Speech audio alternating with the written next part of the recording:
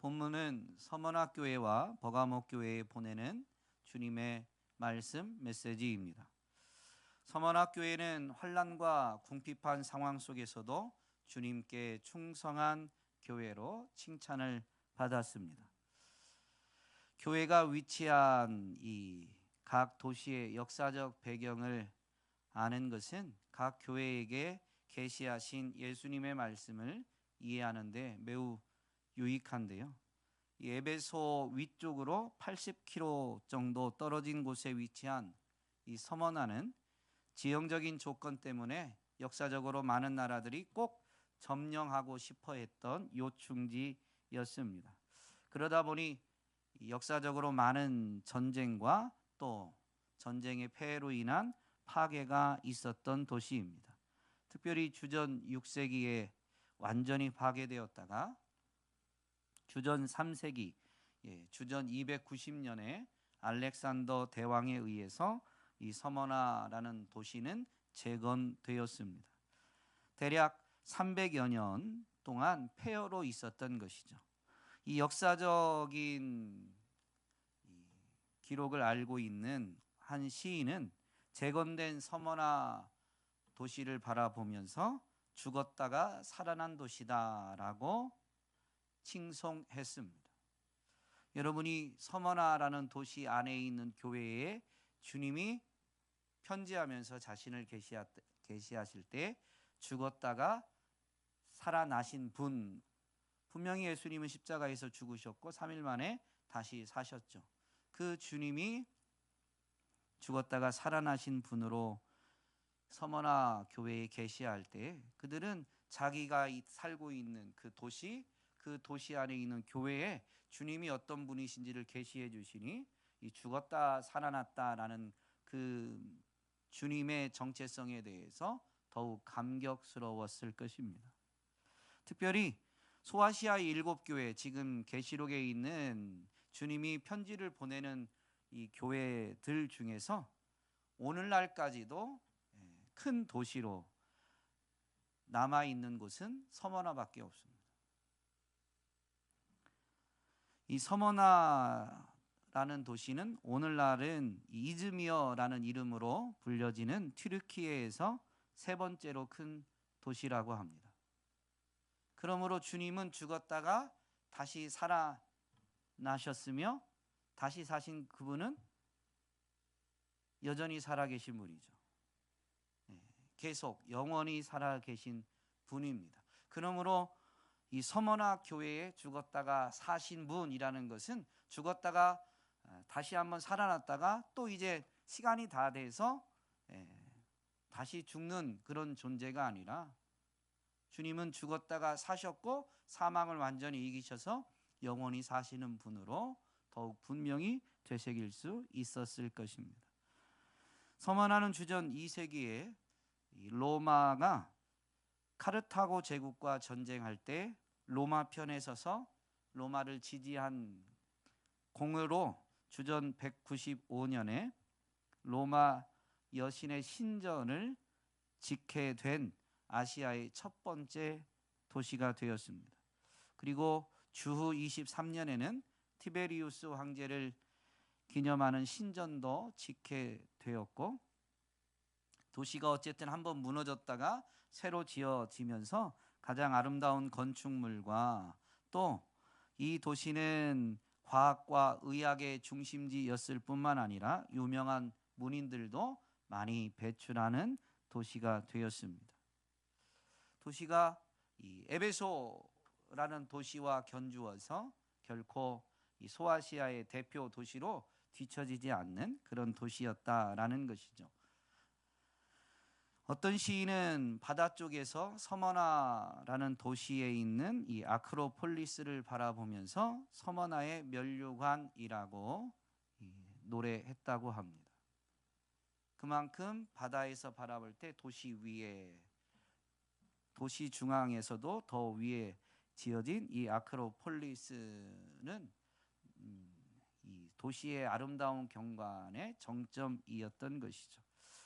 그래서 그 도시는 아름다운 도시로 또 이 바다에서 볼 때는 면류관을 가진 도시로 이렇게 칭송되어졌는데, 그 교회에 예수님이 주시는 약속이 뭐냐면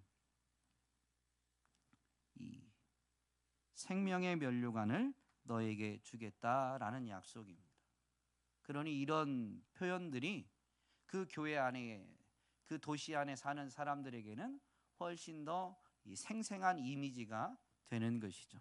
예수님은 교회에 편지할 때 이렇게 교회의 모든 실정을 아시고 그 교우들이 어떤 말, 어떤 표현에 더 익숙하고 그래서 더 잘 이해하는지를 다 아셔서 이렇게 말씀하고 계신 겁니다.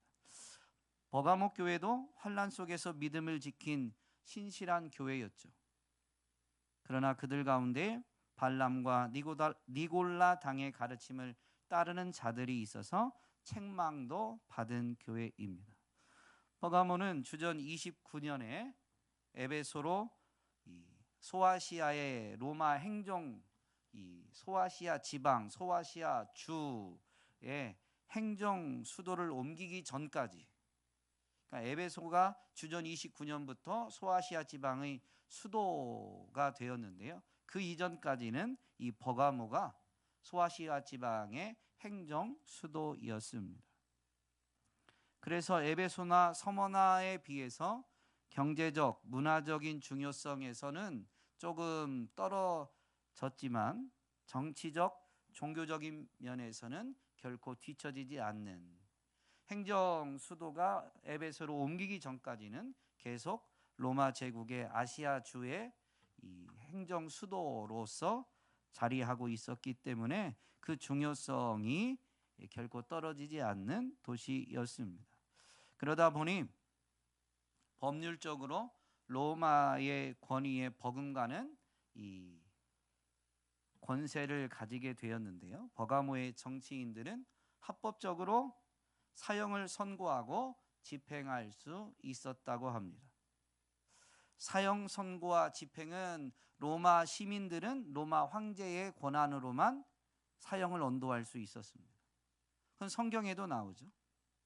바울이 로마의 시민권이 있었는데 로마의 시민인 사람을 이 재판도 없이 유대 지역에 있는 관리들이 그냥 함부로 매를 친 것에 대해서 벌벌 떨 만큼 이 로마의 시민을 처벌하는 권한은 로마 황제의 고유 권한입니다. 그 황제에게 권한을 이임받은, 황제가 권한을 부여한 이 정치인들만이 행사할 수 있는 권한이었던 것이죠. 이 버가모는 그런 면에서 굉장한 권세를 가진 그런 도시였는데요.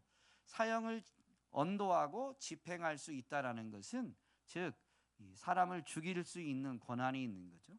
그것을 비유적으로 칼을 가졌다, 황제의 칼을 가진 도시다라고 표현하게 됩니다. 그런데 이 버가모 교회의 예수님이 양날의 칼을 가지신 분으로 자신을 계시하시죠. 그러니 버가모에 있는 이 교회 성도들도 그 권한이 어떤 권한인지, 죽이고 살릴 수 있는 권한임을, 특별히 예수님이 죽이고 살리는 것은 로마 황제는 몸은 죽여도 영혼은 죽이지 못하지만 예수님은 몸과 영혼을 능히 죽이기도 하시고 살리기도 하시는 권한을 가지신 분이심을 교회는 더욱 분명히 되새길 수가 있었을 것입니다. 버가모는 이렇게 황제의 권위를 부여받은 도시였는데요. 또한 이 아크로폴리스에 제우스, 아테네, 아스클레오피스, 피오스 신을 섬기는 신전들이 세워졌다고 합니다. 그래서 즉 우상을 숭배하는 신전이 하나도 아니고 여러 개가 이 버가모에 있는 아크로폴리스 안에 이렇게 자리하고 있었다라는 거죠. 그래서 예수님은 이 버가모를, 특별히 그 아크로폴리스를 사탄의 집으로, 사탄이 살고 있는 곳으로 지칭하였습니다. 여러분, 이런 상황을 이해하시면서 본문에서 우리는 예수님이 어떤 분이신지를 분명히 되새기게 되는데요. 예수님은 처음이며 마지막이요 죽으셨다가 살아나신 분이다라고 서머나 교회에 분명히 계시하셨습니다. 예수님은 처음이며 마지막이기 때문에 교회의 모든 것을 다 아십니다. 또한 그분은 죽으셨다가 살아나셨는데 지금도 살아 계셔서 하나님 보좌 우편에 앉으셔서 우리를 위해 직접 변호해 주시고 성령을 통해서 우리를 직접 도와주십니다. 둘째로 예수님은 날카로운 양날 칼을 가지신 분으로 계시하셨는데요. 분명히 예수님은 조금 전에 설명드린 것처럼 로마 황제의 권위보다도 더 대단한 권위, 몸만 죽이고 살릴 수 있을 뿐만 아니라 몸과 영혼을 능히 지옥에 멸하실 수 있는 권위를 가지신 분이시다라는 것이죠. 그러므로 우리는 세상의 권력도 두려울 때가 있지만 만약에 누구를 더 두려워해야 하느냐라고 할 때 예수님은 몸뿐만이 아니라 몸과 영혼도 능히 죽이시고 살리시는 권위가 있는 분이심을 우리가 되새긴다면 세상의 권력도 우리 몸을 죽이려고 하면 우리가 두려움을 가지게 되지만 영혼까지도 능히 지옥에 멸하실 수 있는 예수님을 우리는 더욱 두려워할 수 있어야 하겠습니다. 본문이 우리에게 주는 교훈이 있는데요. 첫째는 우리는 환난과 궁핍이 해결되기 원하지만 예수님은 환난과 궁핍에서도 죽도록 충성할 수 있도록 우리를 지키시고 위로하시며 우리가 정말로 죽도록 충성하기를 원하시는 분이시다라는 것입니다. 처음이며 마지막인 예수님은 우리의 모든 것을 아십니다. 서머나 교회의 모든 것도 다 아십니다. 그래서 예수님은 서머나 교회에 너희가 당한 환난과 궁핍을 안다라고 아신다라고 분명히 말씀하셨습니다. 또한 이미 당한 환난과 궁핍만 알고 계신 게 아니라 예수님은 처음이고 마지막이 되시기 때문에 서머나 교회가 앞으로 당할 환난도 알고 계신다라고 분명히 말씀해 주셨습니다.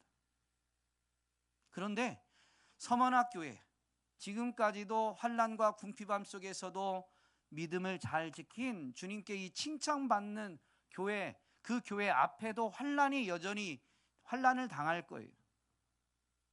그런데 그걸 아시고 예수님은 지금까지 충성했으니까, 지금까지 믿음을 잘 지켰으니까 앞으로 당할 환난은 없애주는 게 아니라 예수님은 뭐라고 말씀하세요?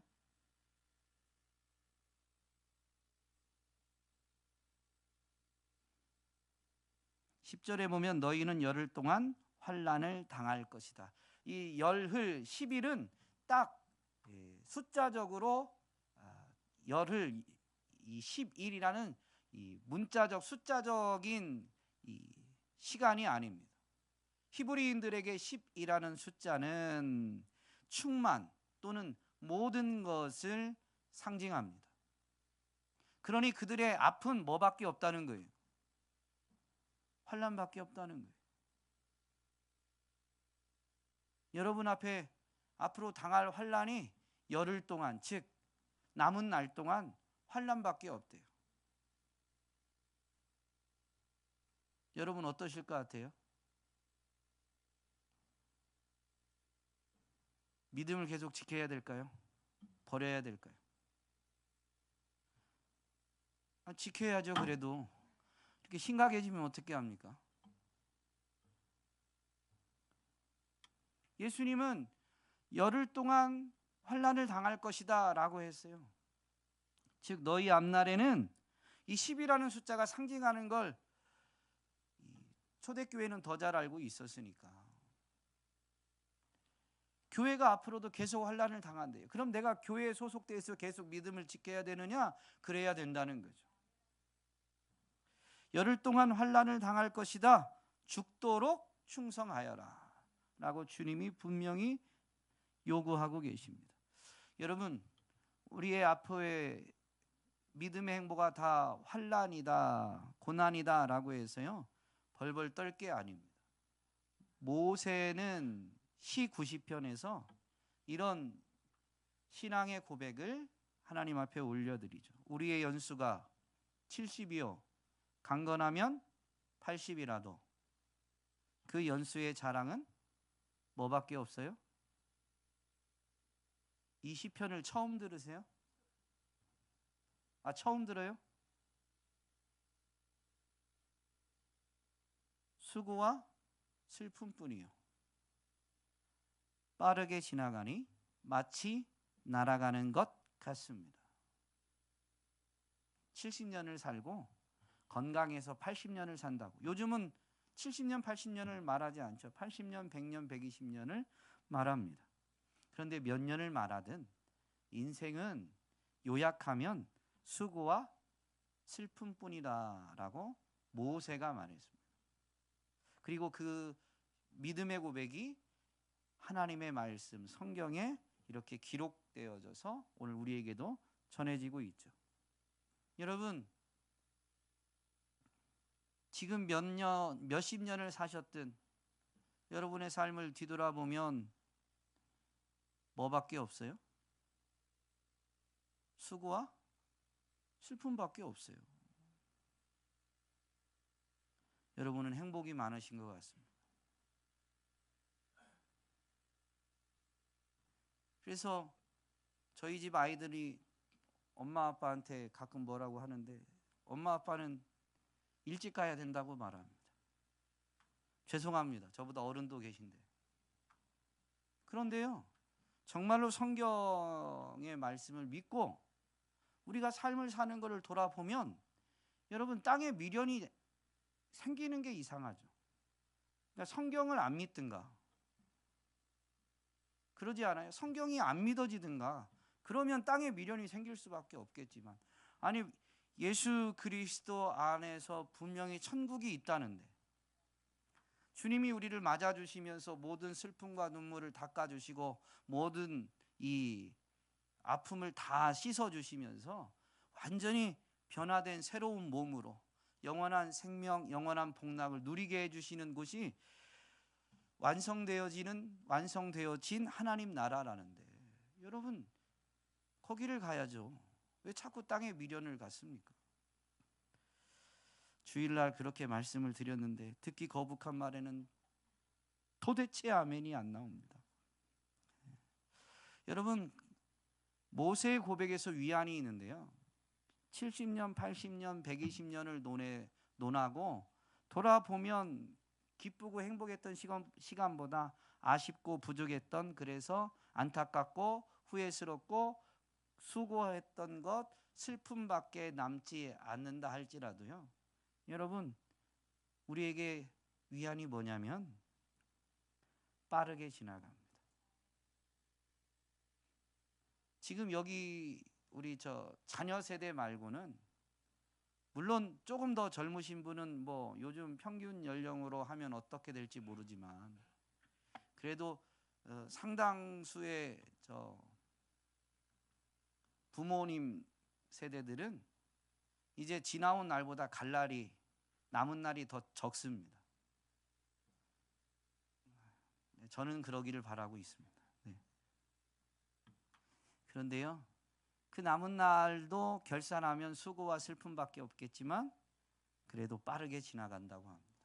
심지어 마치 날아가는 것 같다고 합니다. 그러므로 우리는 이 남은 시간 동안 환난과 고난밖에 없다 할지라도 빠르게 지나갈 것을 분명히 잊지 말고 그래서 남은 기간 동안 환난과 고난 속에서도 주님을 끝까지 놓치지 않고 주님을 따르기 위해서 죽도록 충성해야 될 줄로 믿습니다. 여러분 왜 열흘 동안 환난이 있다라고 말씀해 주시냐면요. 그 기간에도 주님을 끝까지 따르겠다고 마음을 다잡게 하기 위함이에요. 사도행전에 보면 바울이 복음을 전하고 이제 전도 여행을 마치고 예루살렘으로 가려고 하죠. 근데 예루살렘으로 가려고 하는 바울이 이제 돌아가면서 전에 전도했던 곳을 들리면서 가잖아요. 근데 각 성에서마다 이 바울에게 성령에 감동된 사람들이 지금 예루살렘으로 가면, 바울이 예루살렘으로 올라가면 어떤 일이 있을 거라고요? 정확히 어떻게는 모르지만 한 가지 분명한 건 예루살렘으로 가면 바울은 결박당하고 환난을 당할 것이다 라는 것을 성령이 알게 해주셨습니다. 우리는 우리 앞에 환난이 있다, 저기로 가면 내가 환난을 받는다. 그럼 우리는 그렇게 가르쳐 주신 성령님의 말씀, 성령님의 이 감동하심을 우리는 어떻게 해석해요? 거기로 가지 말라는구나. 환난을 피하라고 하시는구나. 근데 바울은 어떻게 했어요? 오늘 본문에 있는 이 서머나 교회를 향한 예수님의 요구는 뭐예요? 피하라는 게 아니에요. 거기에 있는 걸 피해도 인생은 뭐밖에 없다고요? 환난, 수고와 슬픔밖에 없어요. 마음을 다잡고 그 어려움 앞에서, 그 비방 앞에서 주님을 놓치지 않기 위해서 마음을 다잡으라는 거죠. 그래서 바울은 에베소 교회의 장로들에게도, 심지어 이 바울의 허리띠를 가지고 예언하는 그 자리에서 사람들이 다 만류해도 분명히 이렇게 말하죠. 내가 달려갈 길과 주 예수께 받은 사명 곧 하나님의 은혜의 복음을 증거하는 일을 마치려 하면은 나의 생명을 조금도 귀한 것으로 여기지 않습니다. 또 사도행전 21장에서는 왜들 이렇게 울면서 내 마음을 아프게 하십니까? 나는 주 예수의 이름을 위하여 예루살렘에서 결박을 당할 것뿐만 아니라 죽을 것까지도 각오하고 있습니다. 성령을 통해서 예언해 준 것은 결박받고 고난을 당한다라는 거예요. 죽는다는 예언은 없었습니다. 그런데도 바울은 오히려 더 마음을 다잡는 거죠. 왜냐하면 아무리 믿음이 대단해도 마음은 약해지기 마련이에요. 그걸 정말로 맞닥뜨리게 되면 마음이 약해지고 무너지게 돼 있죠.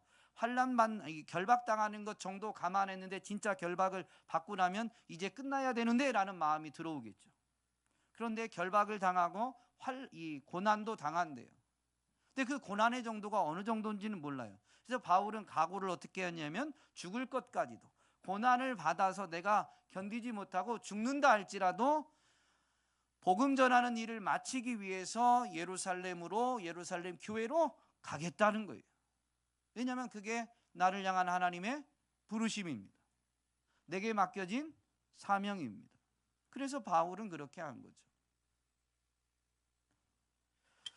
예수님이 우리가 열흘 동안 환난 당할 것을 말씀하신 것은 죽도록 충성하게 하기 위함입니다. 즉 우리가 앞으로도 환난이 있다면 우리가 마음을 느슨하게 가져서는 안 되겠구나.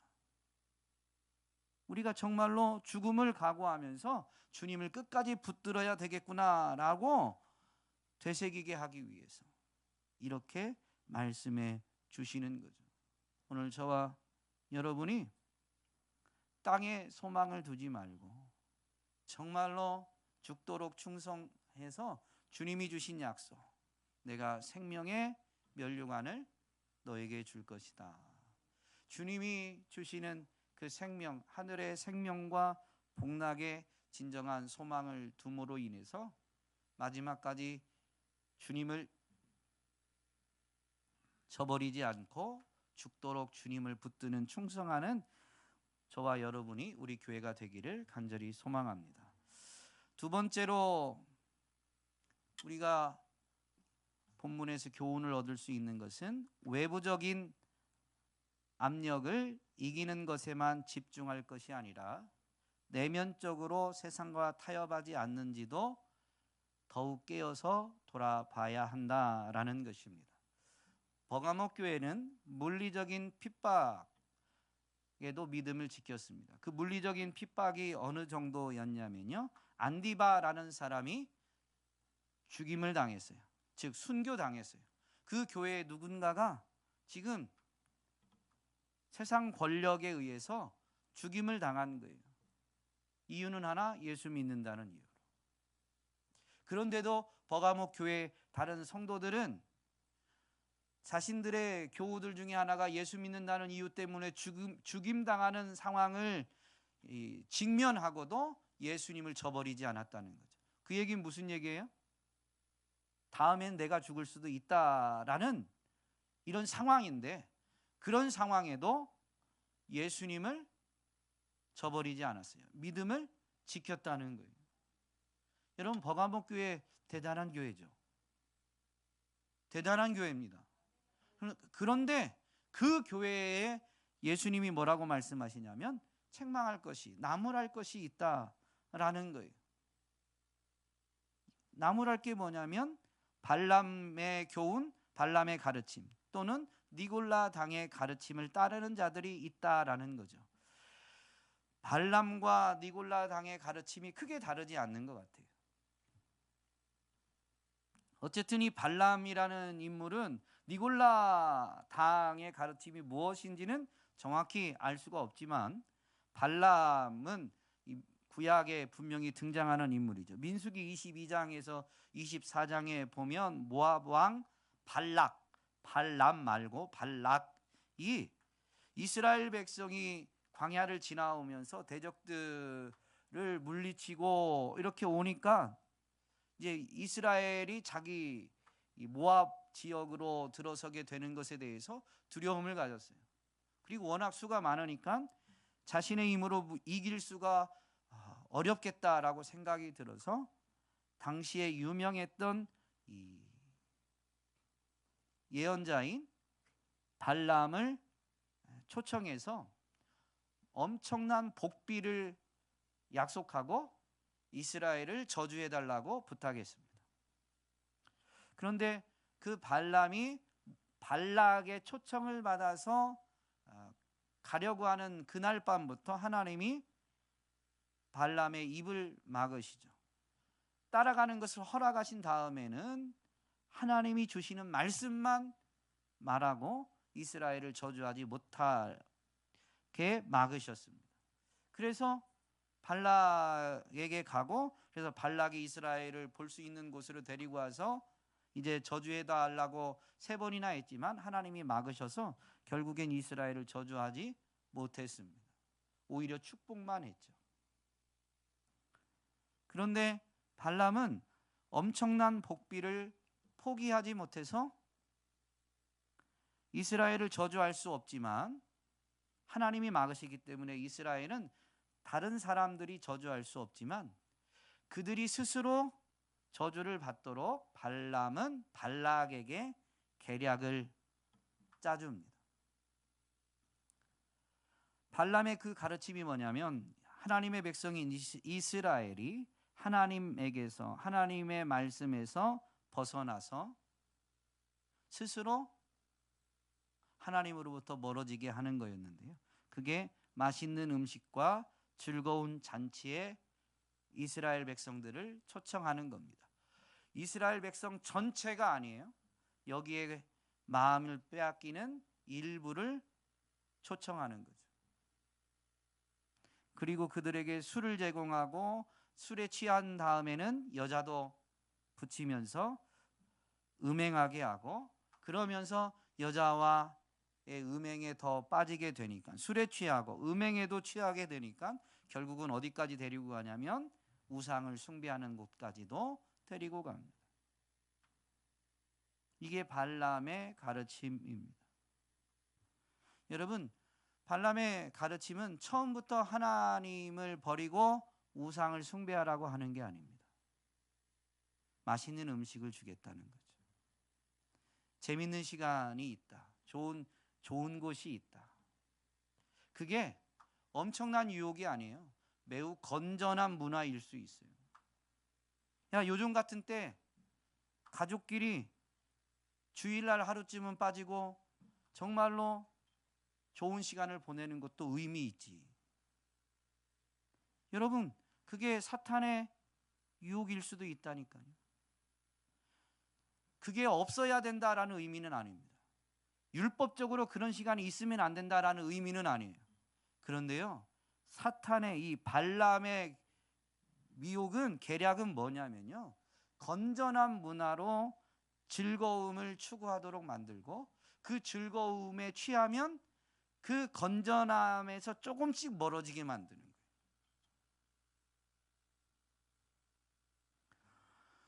오늘날은 이 편리함으로 믿음의 사람들을 미혹하는 것 같습니다. 또는 즐거움과 오늘날 용어로 바꾸면 행복을 말하면서, 야, 믿음의 가정이 행복해야지. 믿음의 가정이 행복하려면 뭐면 행복해요?